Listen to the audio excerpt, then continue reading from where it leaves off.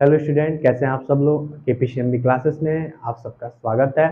आज हम लोग पढ़ेंगे फैराडे के विद्युत चुंबकीय प्रेरण के नियम। इसमें पहला नियम हमारा क्या कहलाता है? प्रथम नियम। सबसे पहले हम जानते हैं फैराडे ने प्रयोगों के आधार पर विद्युत चुंबकीय प्रेरण संबंधी दो नियम दिए, क्योंकि फैराडे ने क्या किया, इन सभी नियम को अपने प्रयोग, अपने प्रैक्टिकली इसको आजमाया हुआ है। ठीक है, तो हमारा जो उनका प्रथम नियम था, क्या था? प्रथम नियम, फर्स्ट लॉ। उसमें उन्होंने कहा था जब किसी परिपथ से बद्ध चुंबकीय फ्लक्स में, कोई परिपथ है जिसके बद्ध चुंबकीय फ्लक्स में हम क्या कर रहे हैं, परिवर्तन होता है, यानी हम परिवर्तन करते हैं, तो परिपथ में एक प्रेरित विद्युत वाहक बल उत्पन्न हो जाता है। क्या हो जाता है? परिपथ में एक प्रेरित विद्युत वाहक बल उत्पन्न हो जाता है। यदि परिपथ बंद है, परिपथ बंद है यानी क्या हो, कुंजी क्या हो, ऑन हो। कुंजी क्या है? ऑन है। कुंजी ऑन है यानी परिपथ बंद है, यानी कुंजी ऑन है। तो इसमें धारा धारा भी क्या होगा, बहने लगती है। धारा क्या होती है? बहने लगती है, जिसे प्रेरित धारा कहते हैं। किसे क्या कहते हैं? प्रेरित धारा कहते हैं। ठीक है, परिपथ बंद है यानी कुंजी क्या है, यानी स्विच क्या है, ऑन है, तो क्या होगी, उसमें धारा बहने लगती है, जिसे प्रेरित धारा कहते हैं। प्रेरित विद्युत वाहक बल तभी तक उत्पन्न होता रहता है, जो उसमें प्रेरित विद्युत वाहक बल है, नेट ईएमएफ है, वो तभी तक उत्पन्न होता रहता है, तभी तक प्रोड्यूस होता रहता है, जब तक कि परिपथ से बद्ध चुंबकीय फ्लक्स में परिवर्तन होता रहता है। जब तक कि क्या उसमें नेट, उसका जो चुंबकीय फ्लक्स है, जो हमारा चुंबकीय फ्लक्स है, उसमें हम क्या करें, परिवर्तन करते रहे, परिवर्तन करते रहे, तो क्या होगा, उसमें वैद्युत वाहक बल ईएमएफ क्या होगा, प्रोड्यूस होता रहेगा, प्रोड्यूस होता रहेगा। ठीक है, तो यही हमारा क्या किया, हमारे फैराडे साहब ने प्रथम नियम दिया है। ठीक है, उसके बाद हम पढ़ते हैं दूसरा नियम, द्वितीय नियम क्या है, सेकेंड लॉ क्या है। सेकेंड लॉ क्या है? सेकेंड लॉ, किसी परिपथ में उत्पन्न प्रेरित विद्युत वाहक बल का परिमाप। क्या होता है? किसी परिपथ में उत्पन्न प्रेरित विद्युत वाहक बल। ठीक है, वही चीजें जो ऊपर बताई उसके आगे की चीज है। यदि क्या हो रहा हो, विद्युत चुंबकीय फ्लक्स में परिवर्तन हो रहा हो, तो क्या हो रहा है, वैद्युत वाहक बल उत्पन्न हो जा रहा है। तो उसके आगे बता रहे हैं, अगर प्रेरित प्रेरित क्या है, अगर परिपथ में उत्पन्न प्रेरित विद्युत वाहक बल का परिमाप चुंबकीय फ्लक्स परिवर्तन के ऋणात्मक दर के बराबर होता है।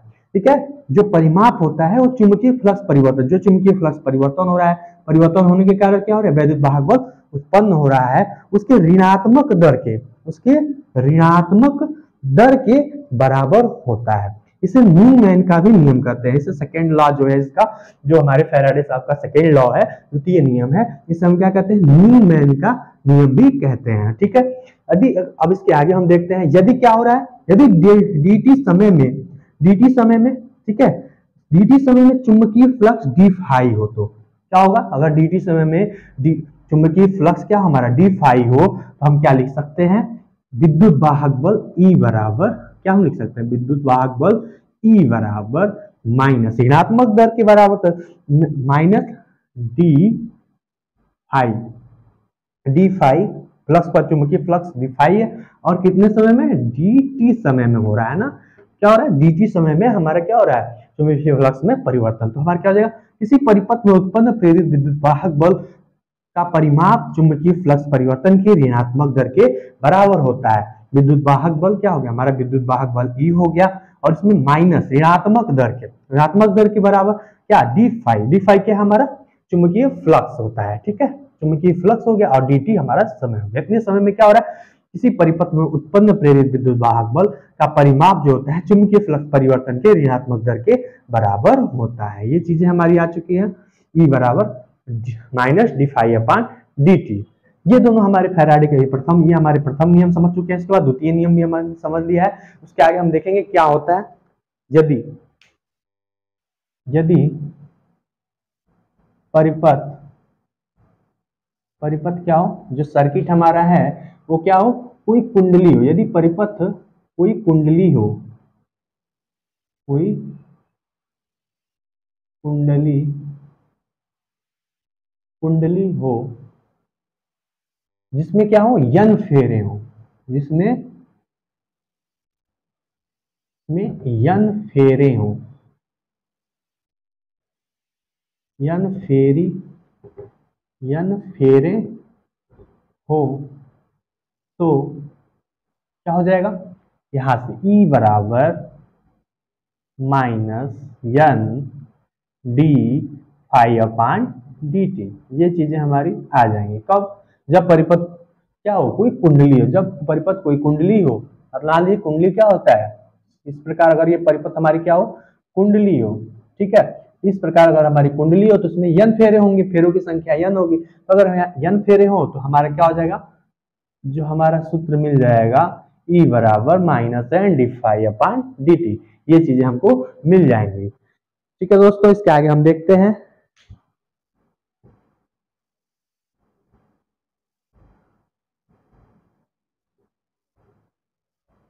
तो दोस्तों इसके आगे E बराबर -n d∅/dt, इसके आगे हम क्या लिख सकते हैं इसको, अगर हम क्या करें n को अंदर ले जाए, n को अंदर ले जाए तो क्या हो जाएगा -d n∅/dt। n∅ क्या होता है, n∅ होता है यहाँ n∅ कुंडली में फ्लक्स ग्रंथिकाओं की संख्या है। क्या है, n∅ क्या है हमारा, कुंडली में फ्लक्स ग्रंथिकाओं की, कुंडली की में फ्लक्स ग्रंथिकाओं की संख्या है। इनका मात्रक क्या होता है, वेबर, क्या होता है, वेबर टर्न होता है। क्या होता है इसका मात्रक, n∅ कुंडली में ग्रंथिकाओं की संख्या का मात्रक होता है वेबर टर्न। क्या होता है, वेबर टर्न होता है। ठीक है दोस्तों, तो हमने फैराडे का प्रथम नियम तथा द्वितीय नियम यहाँ पे पढ़ लिया है, आपको अच्छे से समझ में आ चुका होगा। ठीक है दोस्तों, और यहाँ पर हमने क्या किया है, n∅ इक्वल टू कुंडली में फ्लक्स ग्रंथिकाओं की संख्या है, जिसका फ्लक्स ग्रंथिकाओं की संख्या का जो मात्रक होता है वेबर टर्न होता है। ठीक है, इसके बारे में हम लोग जान चुके हैं n∅ क्या होता है। ठीक है, इसके बाद हमने क्या निकाला, कुंडली की, कुंडली में जिसमें n फेरे होते हैं, कुंडली में कितने n फेरे होते हैं, इसके आगे विद्युत वाहक बल E, हमने क्या किया E, ये चीजें सारी उठा के यहाँ पे लिख दी हैं। इसके बाद हमने क्या किया है -n, जिसमें क्योंकि n कुंडली में कितने फेरे, n फेरे हैं, तो इसलिए हमने n लगा दिया है। ठीक है, d∅/dt, सेम चीजें उतार दी वहां पर। इसके बाद क्या किया है, E बराबर -d को हमने बाहर किया है और n को अंदर लिया है, n∅/dt, ये चीजें हमारी आ चुकी है।